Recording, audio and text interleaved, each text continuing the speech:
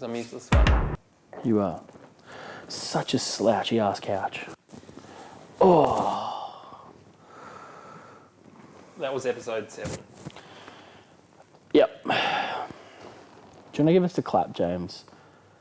Seeing as you bitch about my claps all the time. I don't need 2 claps. That's excessive. You're a jerk. Whoa. I'm leaving that in. I'll also hold my gigantic and almost empty coffee cup. I'll move my phone. I don't need my phone in the shot, do I? It's just silly. Be professional, idiot. This camera, right? Yes. Get my chopped fingers in there. Hello and welcome to another video on the Oz F1 show. This episode is reviewing episode 7 of season 3 of Netflix's Drive to Survive.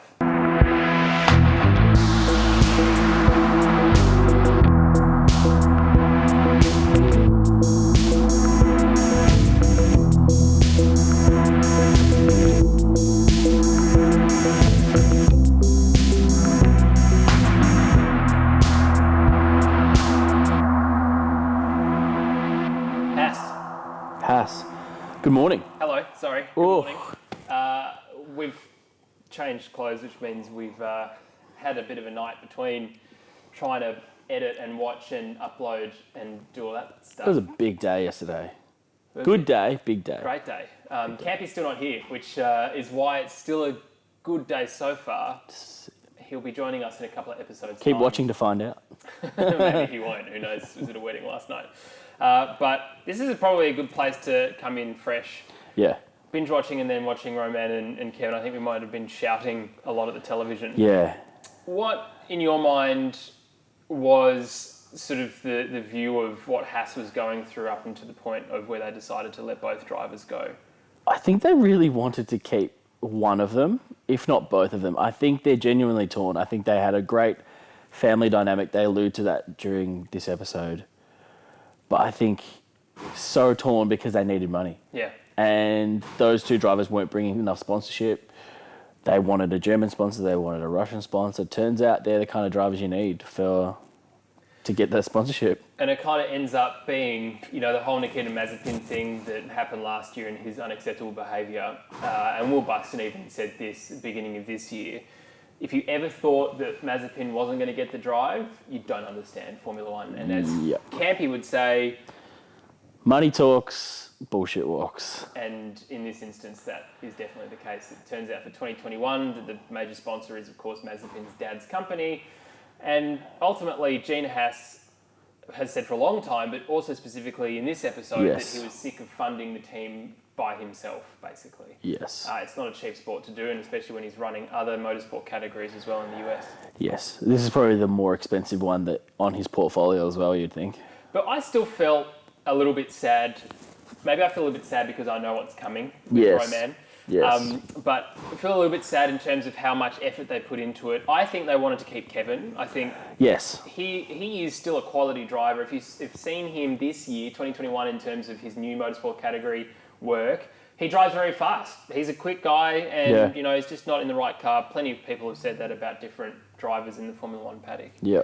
But, of course, the replacement for these guys really was, or one of them was going to be Mick Schumacher. That was where we were. It was going to happen. Yeah. But we thought, and the other team that was really focused on in this episode was Alfa Romeo. We thought that Mick was going to replace Giovinazzi and go alongside Kimi. Yeah, I think we kind of said during watching that episode that if you had broken down the 2 kind of junior Ferrari teams, what would have been the best lineup? And we think it would have been Kimi and Mick. Would have been a great pairing in whichever car is going to be more dominant, which is probably the Alfa at this stage. Yeah. That would have been the best lineup for performance and championship points. And I just also think for experience as well, Kimi brings a lot. I think we've mentioned that this is probably his last year in F1. It just would have been a nice visual for him to sort of mentor Mick through. I remember driving with your dad, would be all he would say. Just look at my eyes. I can't because he's always wearing sunglasses. So good. But an interesting episode. Obviously, again, we're going to come back to Haas. We have to with Grosjean's crash. But not a bad episode. Not my favourite. We kind of got more of a glimpse into Antonio as well. I think the way Sky produces their F1 content. We don't see a lot of the other teams anyway. But you don't really get to see his personality. He seems like a really nice guy. Yeah. From all accounts, the team is very happy with his performance and his continued growth. He gave Kimi a run in qualifying. He was very good in one lap. He did well on race days, on good strategies, those kind of things. So I think that's kind of the reason they didn't jump harder at Mick. We don't really get to see the other side of the battle for Mick, because I'm assuming there was.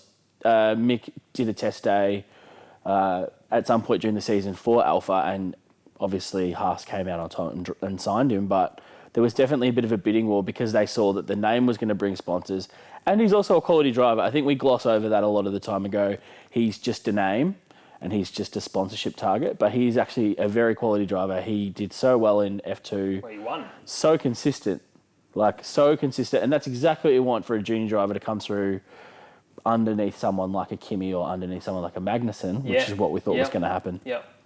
Yeah, interesting. Well, anyway, that's a review of that episode. Stick with us for the next episode of Season 3 of Netflix's Drive to Survive.